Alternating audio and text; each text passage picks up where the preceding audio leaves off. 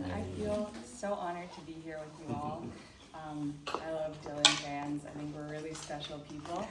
And the fact that we can combine fandom and academia and, you know, freaking out, fangirling, as well as doing deep dive analysis. So I'm really happy to be here with you all.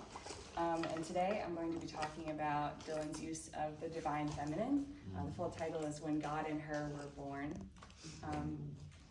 So the divine feminine is actually used as sort of a buzzword today in some circles of feminism. It's used to invoke a secret power that women have that has been forgotten to us by the patriarchy. Today, it's mostly been appropriated into sort of consumerist, individualist media landscape, sort of like astrology or self-care. But it is an ancient concept that has been rekindled and reformed throughout many cultures as well as poetic traditions. The influences Dylan has had in his songwriting, the culture in which he's written, and his personal experiences with women has informed a strong relationship to this concept of the divine feminine. In turn, his relationship to the divine feminine muse can tell us of his own insecurities and identities as a songwriter as well as a man. There are a few stock characters that we can find in Dylan's songs. We have magical women, mythical women, which includes literary figures, and religious figures, which we see a lot in the Christian era. And I know as Dylan fans, you'll all think of like characters when I say these things, so I'm looking forward to the discussion afterwards, as I obviously can't get to every instance of it, but hopefully we can look at it through my analysis. So how can we find and define the divine feminine? It's tricky because we tend to think in binaries when describing femininity or masculinity.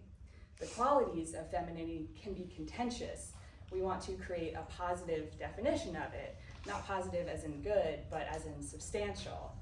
We want to avoid Simone de Beauvoir's ire by saying it's anything other than a man or masculine.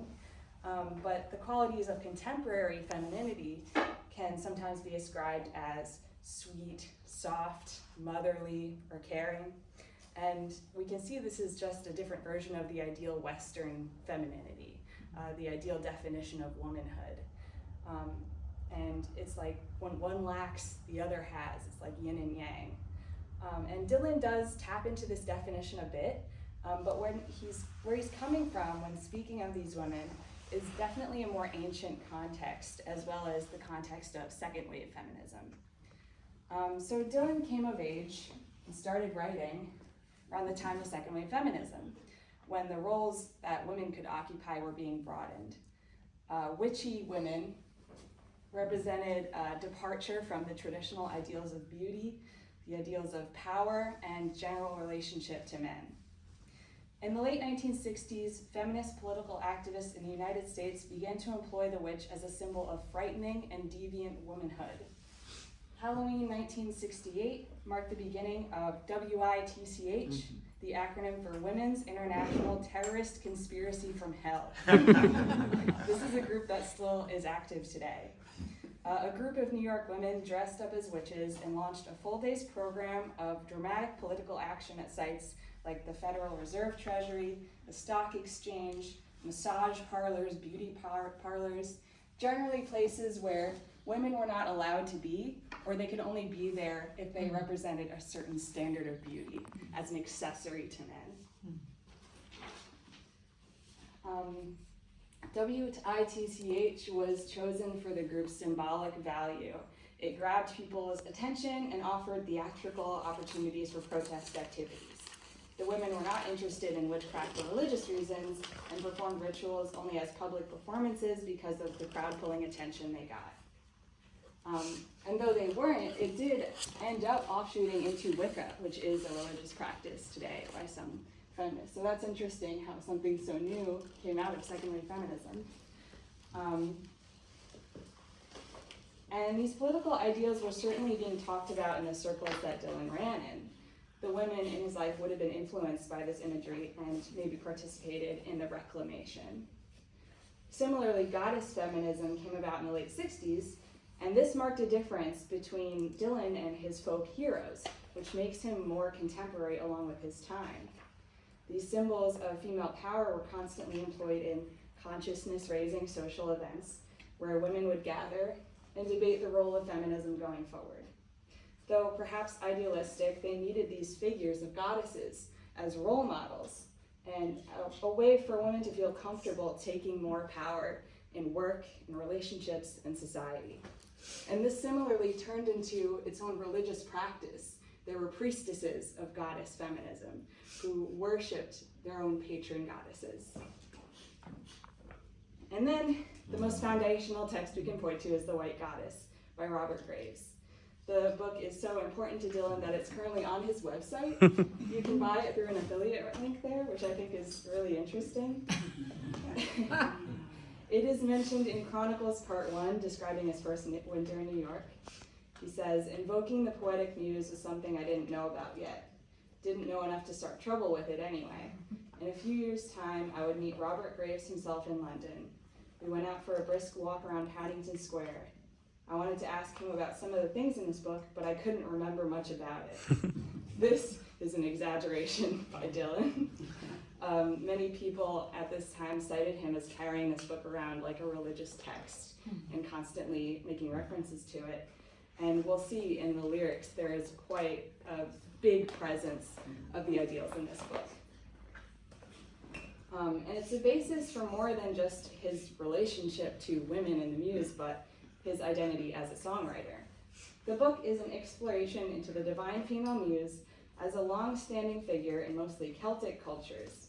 Graves emphasizes the genuine magic of ancient poetry and that has a relationship to the white goddess, and thus why it was later suppressed by patriarchal religions, such as Abrahamic religions.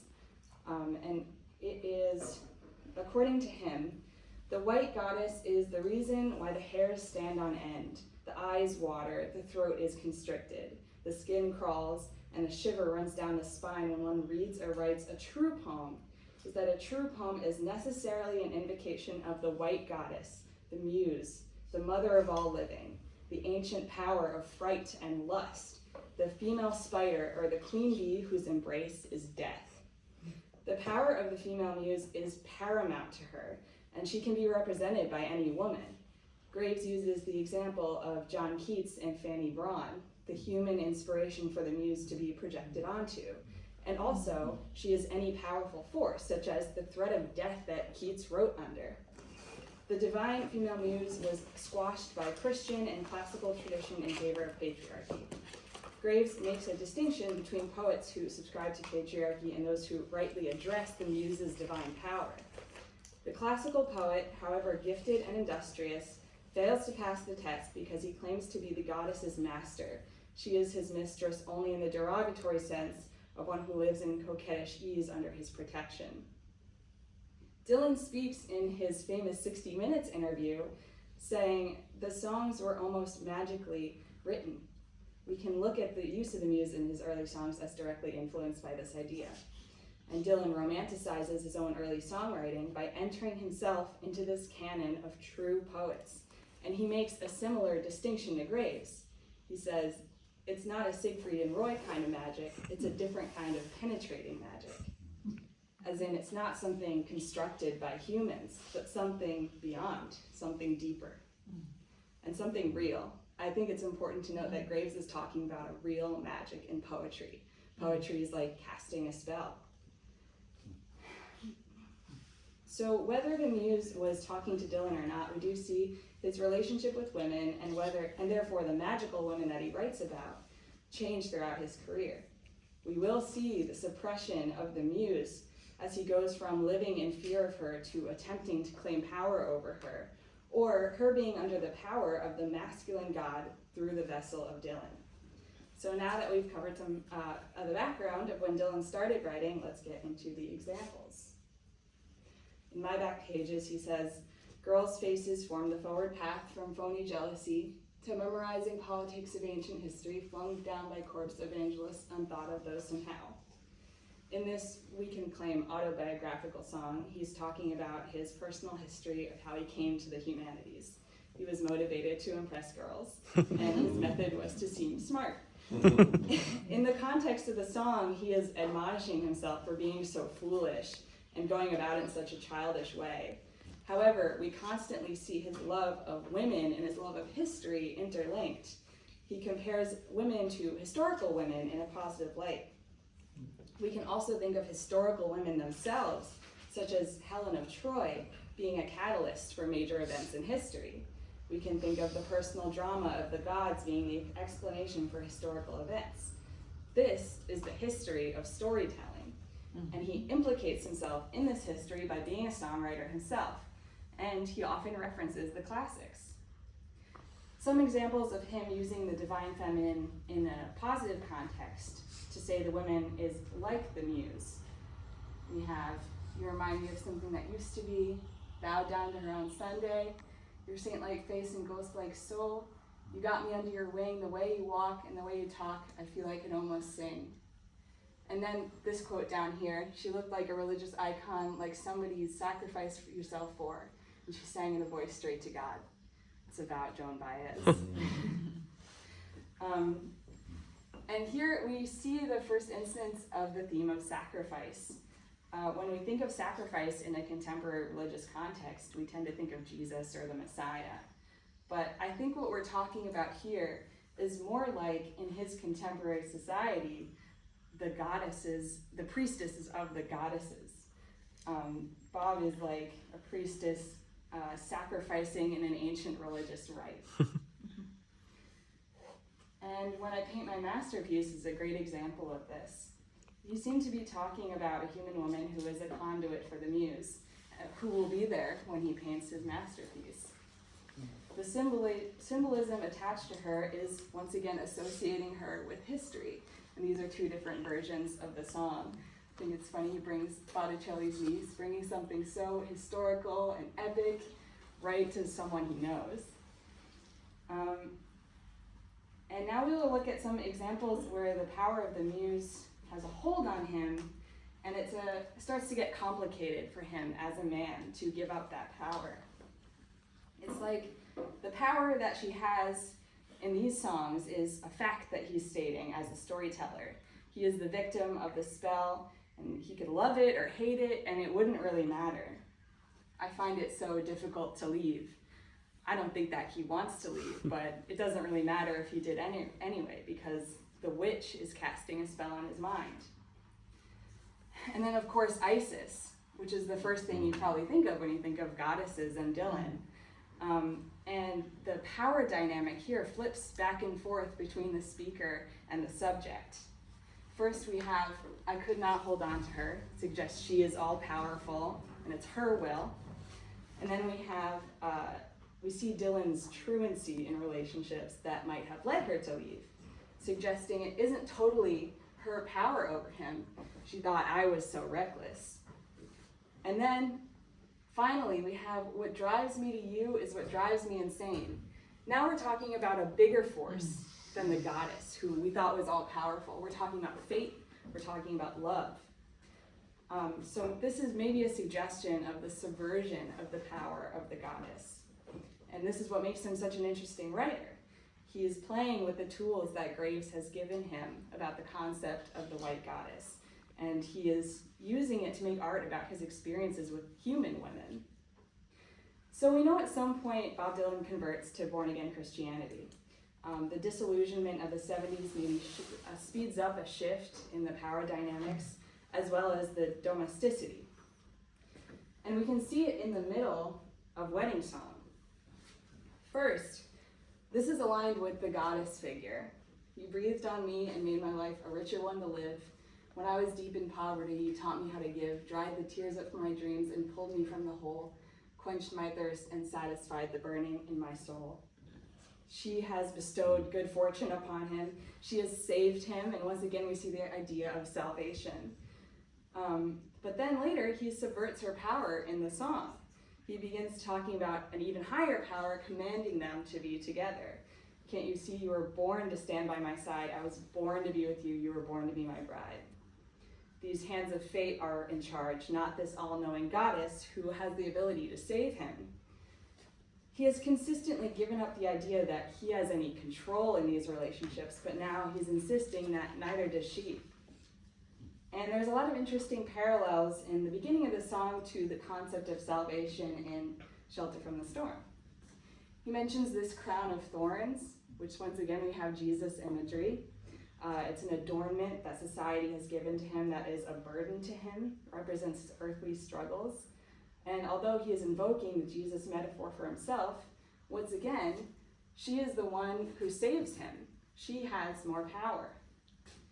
And I really like how he delivers, "Gave me a lethal dose." I think we can get from his delivery that it's meant to be a bit cheeky. And it's meant to be like, she doesn't even know her own power. She's so strong over him. And when we get into the Christian era, what's interesting is we don't totally leave these ideals behind. He doesn't change the way he writes about women too much, although the concept and the message changes. I would argue his most fire and brimstone song is Precious Angel, but once again, it's a love song. It's a song about a woman who has brought him to the light of God. And he admonishes his friends who have fallen under a spell. But I don't think he's saying that he's not also under a spell of the woman who brought him to the light of God. Once again, he doesn't have any power here, he's saying this woman is the reason that his life goes the way it does. And he's calling her an angel. He's calling her a divine being. It's the same usage of the word that was in Planet Waves in You Angel You. But after that, we do leave the divine behind for a while. The preaching fades and women start to take on much more earthly features.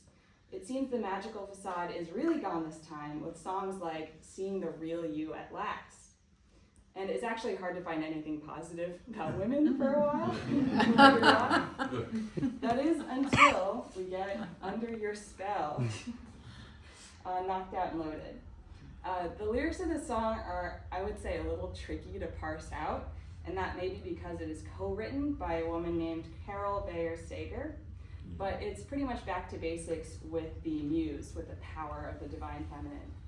He seems tired that it's something that he hasn't quite escaped, and he's realizing maybe he never will.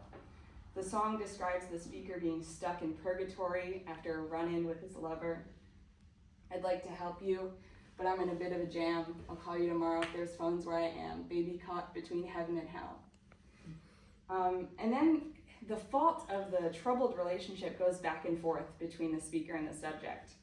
If she's the one casting the spell, why would she want to get rid of him? It doesn't really make sense, but it seems like he wants to seek vengeance on this deity that controls him in any way he can, which is pretty representative of his vibe towards female subjects in this era. After this, he releases a song, When Did You Leave Heaven, based on the classic pickup line suggesting the Muse is an angel, but he didn't write it, it is a cover. So, when Dylan starts looking back on his career and his life in rough and rowdy ways, the presence of women and the Muse must have loomed so large. When he returns to the Muse, it seems like he doesn't have any more fight left in him. Rather than running or being unwillingly commanded, Dylan embraces the Muse and addresses her directly. He speaks to her as a force, rather than the form of a woman. In doing so, he's giving up the one power he ever claimed to have, because he's asking her to sing to him, tell me, Muse, rather than use me as a conduit. Show me your wisdom, tell me my fate, put me upright, make me walk straight, forge my identity from the inside out. She's bigger than the storyteller. She's the force in his whole life, in the lives of Martin Luther King and military generals and Elvis. And he could tell their stories all day, but he's asking her, like, I accept you and I respect you. Later in Rough and Rowdy Ways, we also have these two instances of divine feminine figures. In False Prophet, we have Mary Lou and Miss Pearl. The sources of these two musical references are kind of debated. We're pretty sure that Mary Lou is a Buddy Holly song, But either way, they sort of represent Hermes or Mercury, guiding him to or from the underworld. And once again, he's addressing them with respect. He's saying, all right, let's go. I'm not going to fight you anymore. And I also wanted to include, in crossing the Rubicon, the Holy Spirit, which represents that force that we've been talking about that moves through his life. And some religions consider it a feminine force. In Judaism, they call it Shekinah, and it's something that has been present his whole life. So I believe that the Holy Spirit and Mona, this figure that he referenced in very early songs in his career, is that presence that has been with him, guiding him his whole life. Now we have a couple quotes by Dylan. This was sort of a controversial passage, I would say, in Philosophy of Modern Song. You're free to read that. But I do want to bring a comparison to Robert Graves. He says, the goddess is a lovely, slender woman with a hooked nose, deathly pale face, lips red as rowan berries, startlingly blue eyes, and long fair hair. She will suddenly transform into sow, mare, bitch, vixen, she-ass, weasel, serpent, owl, she-wolf, tigress, mermaid, or loathsome hag. So I see some parallels there. And then we have this quote. I meet witchy women, somehow I attract them, I wish they'd leave me alone. And that is my presentation. Yay!